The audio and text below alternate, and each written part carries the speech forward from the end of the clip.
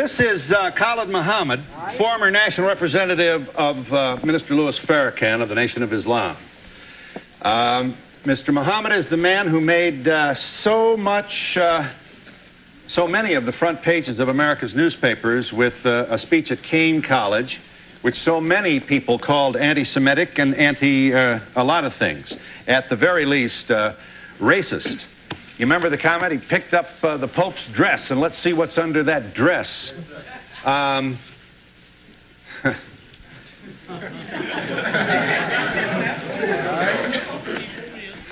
Here's what you said about Colin Ferguson, the man who shot a Jamaican black male who shot 6 people on the Long Island train. Mr. Muhammad speaks. Where they set black inmates up in these jails and penitentiaries, and in particular there in Nassau County, and pulled all the black officers out and the black inmates so they could jump on Brother Colin Ferguson, because they were mad with him for catching the Long Island train and killing all them white folks. I love Colin Ferguson.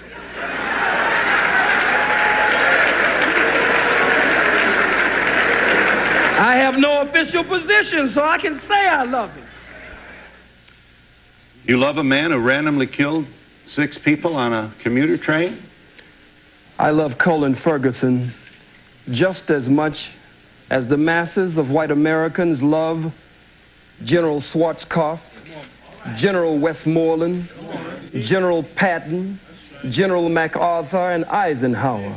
America awards her killers, and they get ribbons and stripes and bars. I'm sensitive to the pain and suffering of the loss of life on that train, but I'm one of the rebellious slaves. And so when black people stand up out of pain and suffering and frustration, I understand after 500 years. You also... You talk about the response of some African Americans to, for example, the book which attempts to prove that the Jews are involved in the slave trade. I'd be happy to let them see that.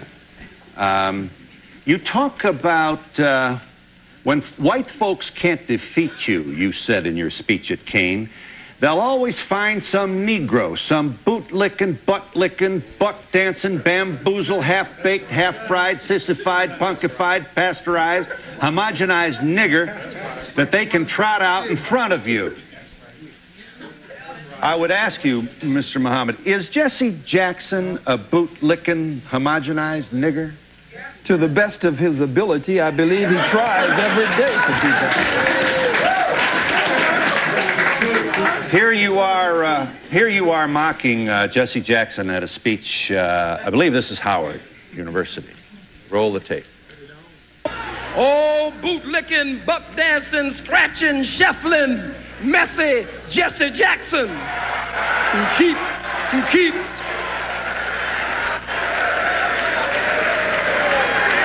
I am a somebody. I am a somebody who keep hope alive. I am a somebody. I don't rightly know who the hell I am, but I am somebody. Yeah. Are you an entertainer, or are you a committed person to black people? I'm so glad you asked that question. I believe that the liberation and salvation of the black nation must be brought about by black people gaining a thorough knowledge of self after our 500 to 6,000 year Holocaust, where we have lost over 600 million. And so I believe that that education process must be a process of 2 steps: inspiration and information. So I seriously give information, but black people are a people of rhythm and spirit, so I also give inspiration.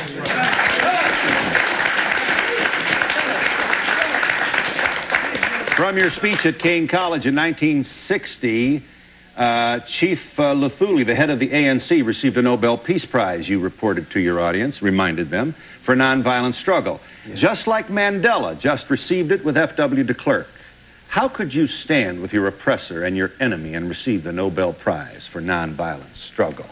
You have, you do not support, then, Nelson Mandela's strategy in the struggle to free black people in South Africa? Let us first of all be very clear here, Phil. Nelson Mandela is my brother. So he is Jesse a member Jackson. of the family, and so is Jesse, and Jesse is a very brilliant man.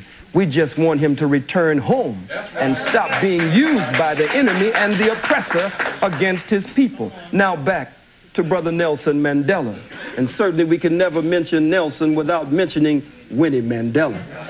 But Nelson Mandela's attempt at a multiracial government in South Africa after the murder of men, women, children, and babies, and the rape of South Africa, a criminal settler colony that has been established like Israel there in that part of the world. I cannot go along with one man, one vote. Let me say why.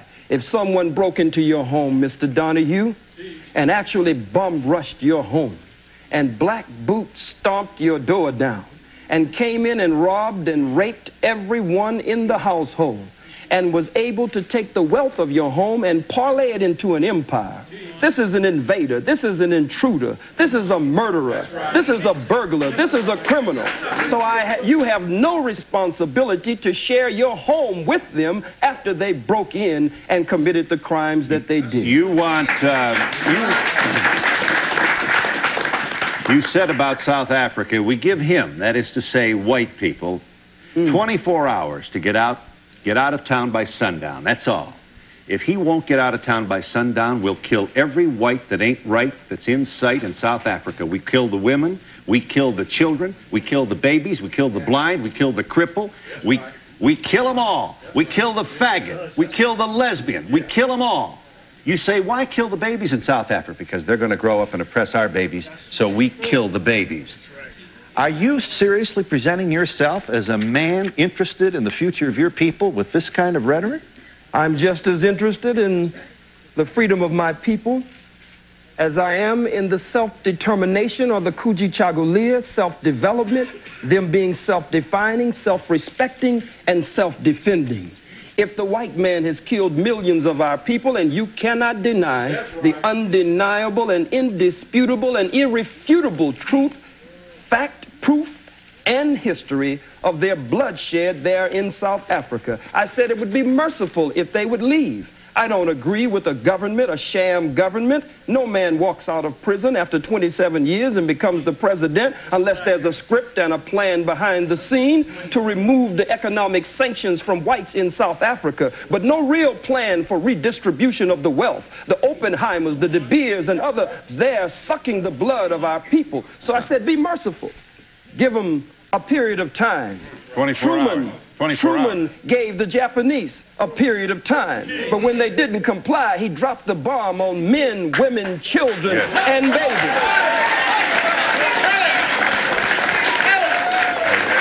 I make no apology for that statement. I believe that the invasion of South Africa was an act of unprovoked war, one nation against another nation, and nations must fight for the self-determination. They had no business there, Mr. Donahue. Yes. Would you like to see Aristide return to Haiti to his rightful, duly elected position as president? From what I have learned and studied of President Aristide, from what I can see and those I've been privileged to talk to who are close to him, he appears to be a very sincere man. He appears to be a man who really loves our people there and wants to see our people breathe free and correct the problems that colonialism and other disruptions is very definitely at the root of. However, Phil, I do not want to see my beloved brother, President Aristide, returned to Haiti by the power of a Bill Clinton. Because if Bill Clinton can help to return him there, he will always attempt to be the puppeteer who will pull the strings and try to dictate to my brother how he should carry out the affairs of government there. Your comments appear to bespeak a political position in which you have no interest at all in reaching out and hoping and working for a multiracial community of harmony and peace. Am I correct in saying you have forsaken that ideal? My arms are tired, Phil. We've reached out for 500 years. Too late now. We've faced tanks. We've faced water hoses and cattle prods. Vicious dogs bit the breast of black women off in those protest marches of the civil rights movement. Vicious four-legged dogs sicked on us by two-legged dogs, bit into the groin and the private parts of black men, women, and children. So, Mr. Donahue, I believe that the white man is absolutely disagreeable to live with in peace, and that no one has been able to get along with him nowhere on the face 196,940,000 square miles of the planet Earth. And so you will continue this rhetoric. You will continue and action. And action. Action. What kind of action? Strategy to affect what in the United States of America? Let's start with us. No wise general sits with a representative of the opposition to discuss battle strategy and battle plans before the entire world. I don't think that would be wise. But the mission of the most honorable Elijah Muhammad and the mission of my spiritual father, the Honorable Minister Louis Farrakhan, whom I love very much, and I want to be in that number when he takes 1 million black men to Washington, D.C. to call for reparations and justice. Their work is a work of liberation and salvation. Their work is a work to raise the mentally and spiritually dead black man and woman after we have been robbed of our names, our language, our religion, our culture, our God, our folkways, mores, and robbed of a power, the power of our own being. Lift up the Pope's skirt to see what's under there. This is high school stuff. Words like faggot.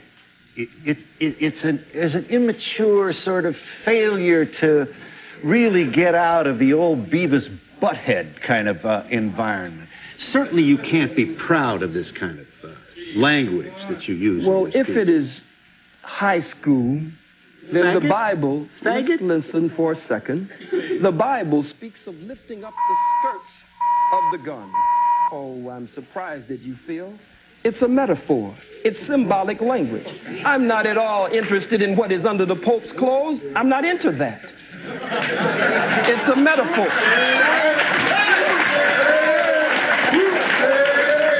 Let's see what's under there. But it is a metaphor to say, let us expose the Pope, according to H. Shelton Smith, President Emeritus of Duke University, in his book entitled In His Image, quote, the Catholic Church and the Pope were directly involved in the institution of slavery. They financed slavery and gave the okay that it was good business to sell Africans. Lift up the skirts of his garment so that we can see the shame and reveal what has been hidden. But it has nothing to do with sexuality whatsoever. Well, what do you suspect has been hidden?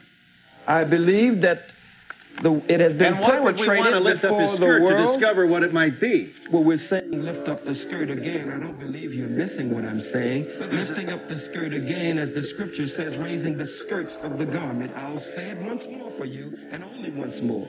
Has to do with revealing the history, the hidden history. When you lift up someone's garments, then you show their shame. You show up their private parts, that which they normally hide from the rest of the world. I'm not dealing with organs under the garment. I'm dealing with the organ of slavery and those parts that have been kept private from the masses of the people. We are in New York City with Khalid Muhammad, and we'll be back in just a moment.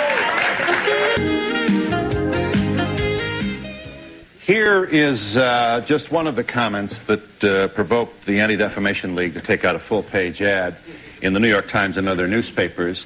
What the ADL did essentially was publish in the New York Times some of the things that you said.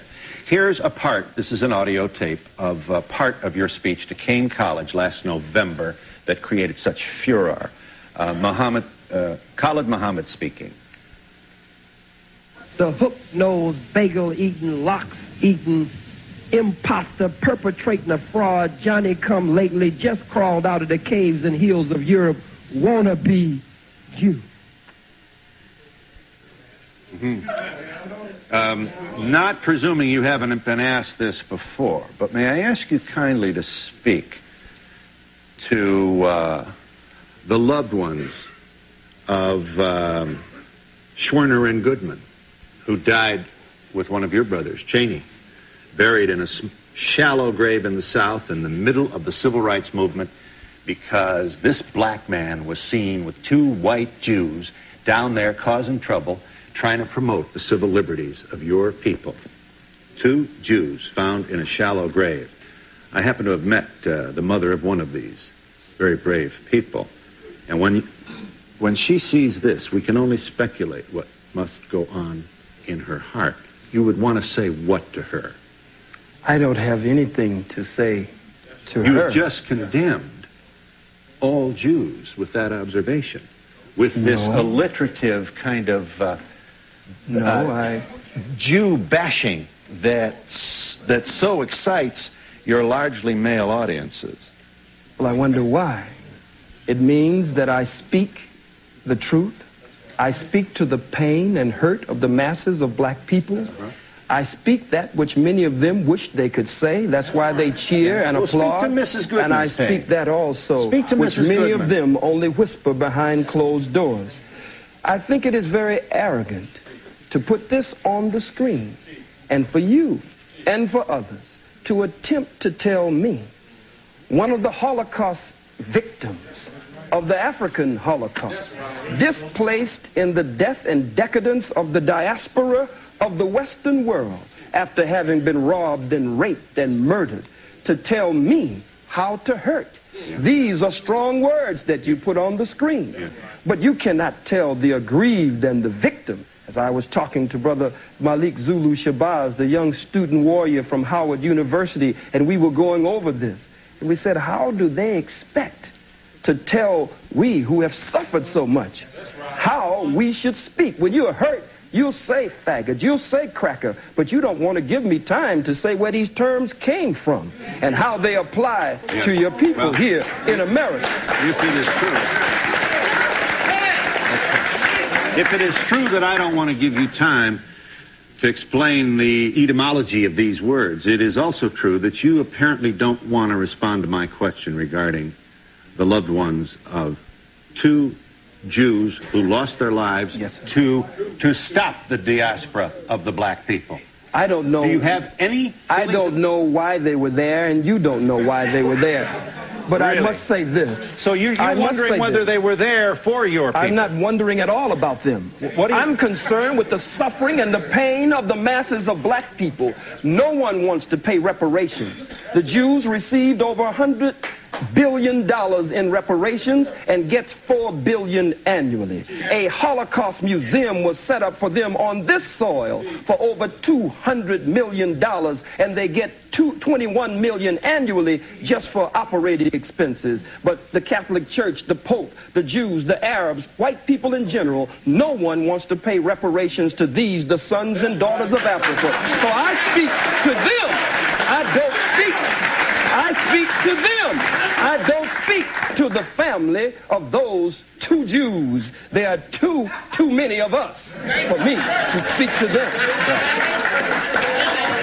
You don't want to take any time to make any particular We've given statement. all the time we've been in America. Now it's time we do something for ourselves. We are the same people, Phil, that when you beat us and rearrange our eyeballs in the socket and rearrange our face and beat us and stomp us before the world, we're the same people that get up because God just made us with tender and sensitive hearts as his chosen people and say, well, can't we just get along? Be united.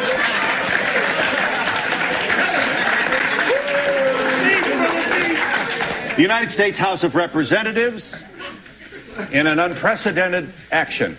I don't know whether there's a precedent for the U.S. House to take its time to debate and vote on the condemnation of a private citizen, but it has done that. 435 members of the House of Representatives debating the condemnation of Mr. Muhammad. Here are two members of the House on opposing sides.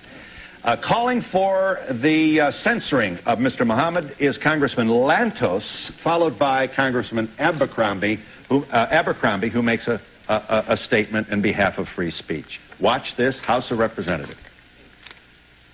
On November 29, 1993, at Keene College in New Jersey, Mr. Khalid Mohammed, a senior representative of the Nation of Islam, delivered an outrageous and violent attack on the principles of racial, religious, and ethnic intolerance. His attempt to incite violence by preaching bigotry and hatred must be swiftly and forcefully condemned by this body. Governmental sanction against any speech, objectionable as it may be, is always suspect. The Constitution has proven to be our strongest safeguard against the Mohammeds of the world. Let us respect and revere the Constitution of the United States and vote down this resolution.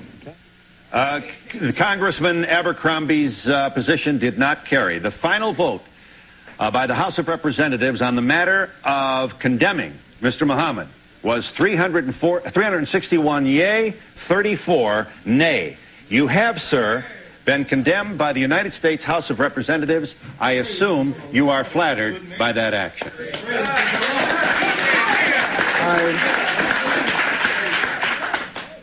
I believe that my ancestors, I believe that the blood that cries out from the grave of my ancestors who went to an untimely death at the hands of the white wicked slave traders, I believe that they cry out. Their spirit is around me, and their spirit emanates from me. And I believe that as a righteous man of God, but as a freedom fighter and a revolutionary, it is one of the greatest honors that could be paid. And we'll be back in just a moment.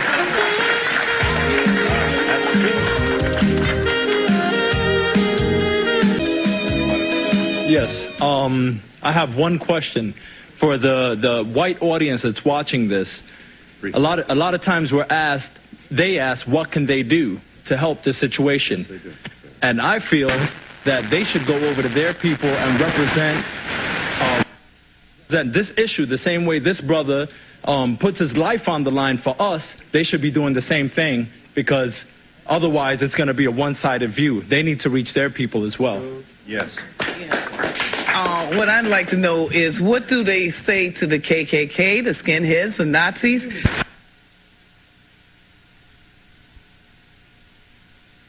All white folks support the KKK. Well, enough of them do. Yes. Nobody says anything about, nobody disputes the facts or his facts. His facts are right and exact, and no scholar will debate Dr. Khalid, because Dr. Khalid is right. I'm going to answer that lady's question. Not support KKK. But this gentleman up here... There.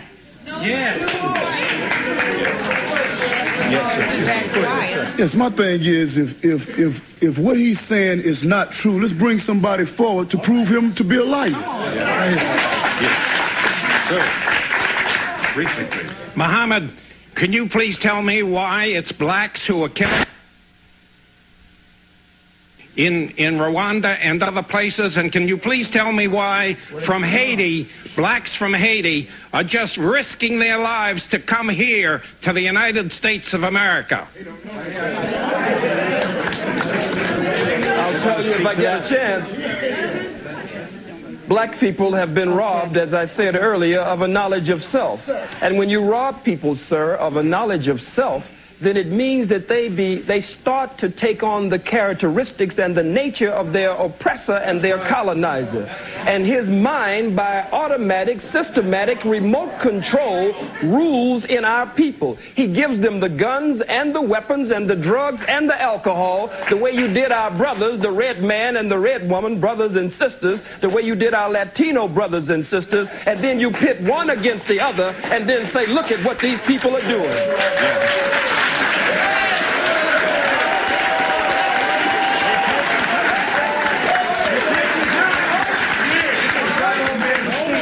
Yes. Adolf Hitler perpetrated the Holocaust. May I have your attention, please? Adolf Hitler perpetrated the Holocaust on 11 million people that died, 6 million of which were Jews, 5 million were others. Am I to understand that you would very much support his way of doing things, and him for that matter? Sir, this is not reverse racism nor discrimination that you could tie into your statement on Hitler. If the slave master is whipping the slave and blood is running down the slave's back, and that's incidentally where the term cracker comes from the cracker man who was had the crack of the whip on the slave's back. But if the slave takes the slave master's whip from him and starts whipping the slave master with his own whip, that is not reverse racism, that is not reverse discrimination, that is the slave getting out from under the yoke of bondage and oppression. I don't advocate what Hitler has done before the world. Hitler's struggle. I went to the Holocaust Memorial Museum and I tried to separate Hitler as a freak of nature from the rest of white people. But after all that we have gone through, I know that there's a little bit of Hitler in all white people and a lot of Hitler in And we'll be back in just a moment.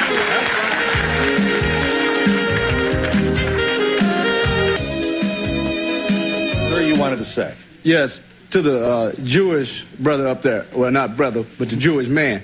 What about Goldstein, who slaughtered 39 Palestinians and became a Jewish hero?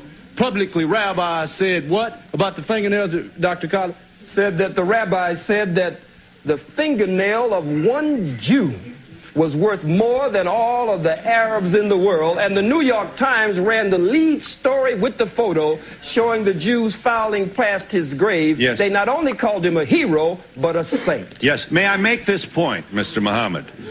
The atrocity perpetrated by Goldstein was roundly and publicly condemned by the entire leadership of the Jewish community in America, as well as the leaders of the state of Israel. Let me ask you this. They publicly condemned that action, and I can't even get you to look into the camera and convey even the remotest notion that you have in your heart some love for two Jews who died trying to save black people in the South. I speak of You cannot get me to look into the camera and do that. Yeah. May I ask you to kindly speak to that? You cannot get me to look into the camera and show love for two Jews. I don't even know them. I live with this pain and suffering every day among my own people. Look at our babies. They're in the Oakland, in the Bay Area. They're watching Schindler's List. You have your Schindler's List, but for us, it's been a swindler's list because someone is attempting to steal our birthright. They stopped the movie.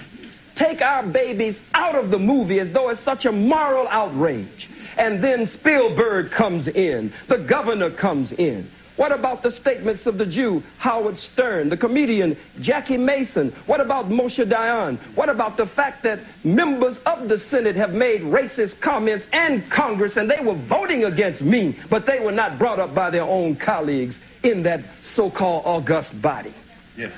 Hello. What I'd like to point out is, just as you said that you can't judge all black people by one person, you can't judge white people by just Hitler. What you have to realize is that we're in a diverse nation, which is America, and we have a lot to learn from everybody in this room. I feel I do. From all black people, all white people, and anyone else who happens to be in this room with me.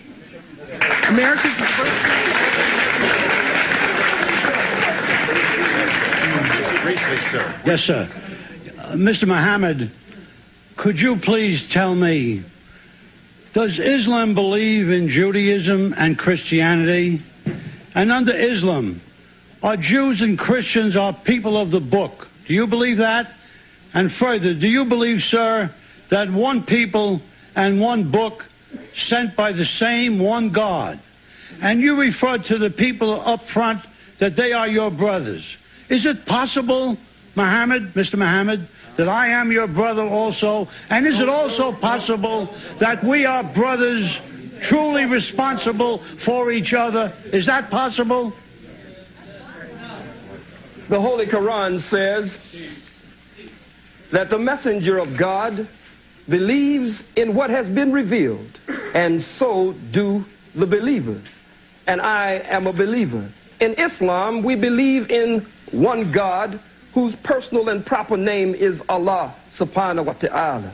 And that one God, we believe, sent all the prophets and the great ones in the great line of divine, and we believe in all of the revealed scriptures. I don't know you, sir. I could feel that if you were attempting to live according to the law of God, then you might be my brother in the faith, but not my brother by nature. That's right.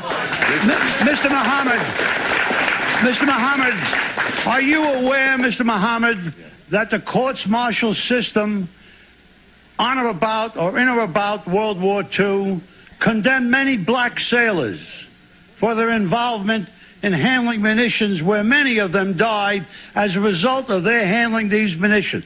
Would you believe, Mr. Muhammad, that the Jewish war veterans that I'm proud to represent took this issue on, and we have condemned the United States Navy as it relates to the deaths of these sailors, and we have condemned them for their continuance dishonorable discharge of these black sailors? I ask you, Mr. Muhammad, what have you done on this specific issue?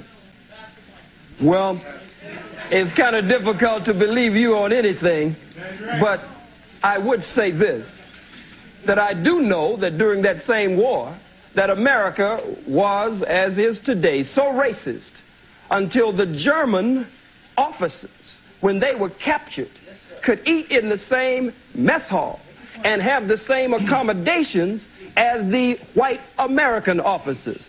But the black troops were segregated, couldn't come into that mess hall unless they were scrubbing the floors and washing dishes. So it was a white man honoring another white man, though one was American and one was German, and they were supposed to be enemies. There was still a tie that was able to bind the two together. And we'll be back in just a moment. Yes. Yes. You want to show that? What is that? Is that a... It's a black man being burned alive with an audience like this cheering and applauding and tiptoeing to get in the picture. Mm-hmm. Yes, ma'am. Yes, hi. Yes. I'm representing Queens College, and everyone is talking about that we have as students is our history is not being taught in the textbooks. Right. And by me being a student and a citizen of America, yes, I would like to know, when is that time going to come so you can learn about my history and understand my people? We are not in your books. Yes. Sir.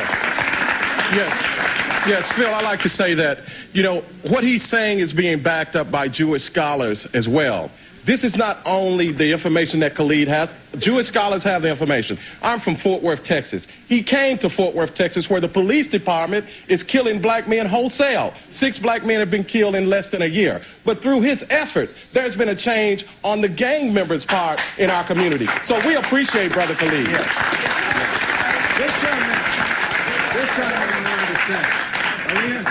Yes, sir. Being an educated college person, I see that you can always bring up events like this where people have been killed in mass murders from all people. Let's learn off the past and not make high school comments like yours and put down Hitler-like manners and try to form peace and learn off the past and fund the future. Sir, you wanted to say. Sir. Right here. Yes, sir. I'd like to see us lay to rest this whole notion of anti-Semitism. The one thing that is an incorrect statement, because the whole idea of a Semites were people who lived in southwestern Asia, including northeast Africa and Arabian Peninsula, who spoke Ugaritic, who spoke Ge'ez, who spoke Ethiopic, spoke Hebrew, who spoke Arabic. Those are our people. We are a Semitic people. Therefore, we cannot be anti-Semitic. Ashkenazic Jews are calling us anti-Semitic. We cannot be anti-Semitic because we are the descendants of a Semitic people. Let's lay that to rest. That was a weapon in the hands of the Jews since 1870. They used it against other people, but it doesn't work against people in Northeast Africa. Thank you. Beautiful. Sir, I agree. Let this young man make beautiful. I can't believe exactly what I'm hearing. We went to war in World War II to fight for the freedom of speech. We didn't fight for freedom of speech of hatred. Many of our members, I'm the National Commander of Jewish War Veterans, and over 50,000 of our men died fighting for your right to free speech here now. I don't understand why you come out with such hatred. Phil, excuse me, Phil. Yes. Mr. Muhammad. Sir. You make me sick to my stomach with that. Because at the same time that you were fighting, you were not fighting for the freedom and independence of black people. Soldiers, black soldiers in segregated companies lost their lives on foreign soil there, but would have to come back and fight just to get a bite to eat and not have to go to the toilet on the side of the road somewhere in the bushes. So you're nothing but hypocrites, and you won't pull that small-time stuff over on me.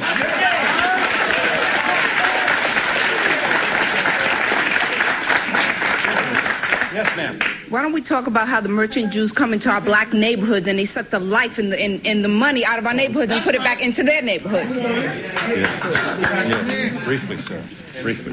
First of all, I'd like to say peace to all the gods and the earths and all the people that came here to represent. Brother Khalid is definitely a true warrior in the cause of black struggle. What I'd like to say as a young black youth is that I feel that America has subjected me to a Holocaust. You understand? From all my ancestors all the way back to even right now, Rodney King, the brother in Staten Island, all we've been subject to is death and destruction here. And as far as Jewish people, in the Bible, it say that ye are of the synagogue of Satan. And I'd like to ask you people, why do you feel that you have cornered the market on sympathy, and why can't you feel the pain of the black Holocaust? Why do you think that when we say the black Holocaust that it's some blasphemous statement? I'd like for y'all to address that. Yes. All right. Beautiful. First of all, sir. Yes, first of all, with regard to the last speaker, the NAACP was partially founded by Jews. But now I'll get to my question. All right, now let me just say one final point. Eldridge Cleaver once said, if you're not part of the solution, you're part of the problem. And I'd like to just end this show, hopefully, by some positive note and ask Khalid if perhaps he'd tell us what his real agenda is. Is it just to go out and try to talk about hating people, or are we going to have a race war, or are we going to have cooperation? We're going to try to work together. Yes, thank you for the question. I'll give you an opportunity to answer that question when we come back in just a moment. Area code. Pursuant to our agreement with Khalid Muhammad, I'm pleased to share this number with you. This is the Black African Holocaust Council 800 number, 1-800-859-0170. I say again, this 800 number is 859-0170, the Black African Holocaust Council. The gentleman has a question of Mr. Muhammad. Are we going to preach hate? Are we going to have a race war? Where are we going, and what would you like to do to promote where you think we should go? We are taught by the Honorable Minister Louis Farrakhan to show courtesy, respect, and kindness, to be polite to all people as long as they are courteous, respectful, kind, and polite to us. But we must look at the fact that we don't teach hatred. Everywhere we go as black people, we face hatred. Look at it. Look at it. Angel food cake, white people say, is white. Devil's food cake, you say, is black. You wear white to weddings and black to funerals. Black ball, black male. You give us a blonde-haired, blue-eyed, pale-skinned, buttermilk complexion Jesus in contradiction to the black Jesus with nappy hair in the Bible. Our own babies, according to behavioral scientists, our baby girls, when confronted with choosing between a black doll and a white doll, there has been so much damage done, they choose the white doll and say the black doll is ugly. So racism is everywhere, and it's institutionalized. We cannot really be racist because racism is prejudice plus power. Nothing I say up here nor anywhere in the world will impact. Stop fronting. will impact on any white folks in this audience on your job, in politics, in economics, in housing, in the society. We don't have the power to do that, so we cannot be racist. You know what I'm saying?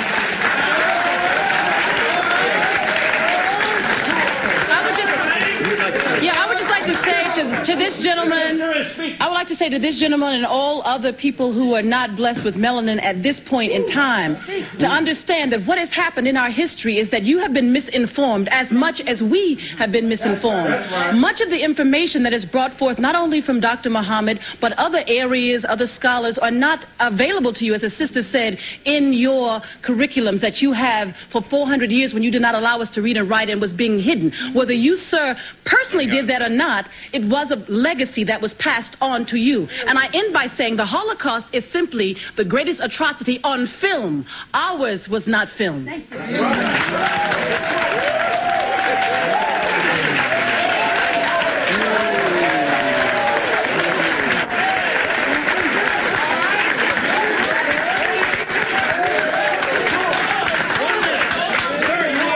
Yes.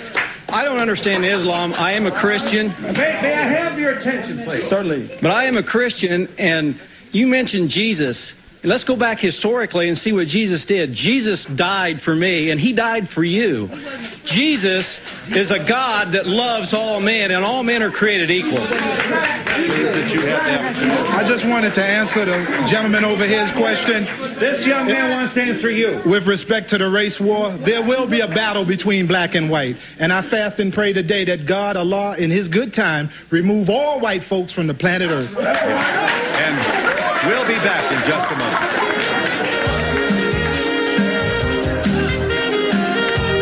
I feel the gentleman over there made an incorrect statement. That really was not necessary. That's all. Okay. Yeah. Seconds left. Second. Yes, ma'am. I just want to say yes, that my love and loyalty goes to Dr. Muhammad. And sister over here is a little lost. She got the contact lenses in, you know, the fake lenses, but we won't go into that, you know, it's no news.